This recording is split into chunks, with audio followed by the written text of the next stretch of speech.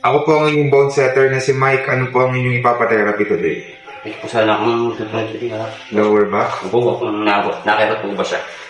Gaano katagal nyo na po ito nararanasan? May isang taon po ito. Isang taon na. Pag ako po ay sumat yung nakahiga, hindi ko pwedeng gulat noon, hindi ko sa ganito.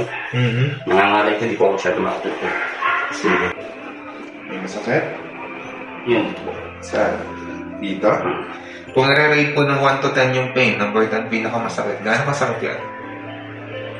Mga 6 po yan. 6. May masakit? Hindi, ano po? Pero po. Kung nare-rate ng 1 to 10, gaano kasakit yan? 9 po. 9. May masakit? Hindi po. Saan? Ganun po. Dito? Gaano kasakit po yan? Hindi po. 9? Okay. Sorry. May masakit? Saan? Hindi. Gaano kasakit? Mga 7. May masakit?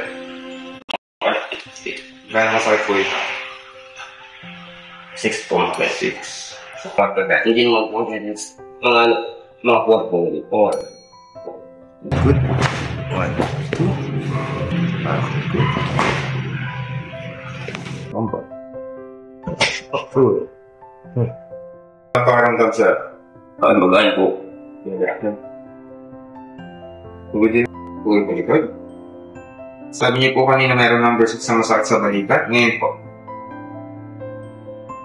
Medyo po. Ano pa? Medyo wala na po. Medyo wala na. Pero may aramdam po kaunti. Kung number 6 po kanina ngayon, ilan na lang? Mga 3 po siguro. 3.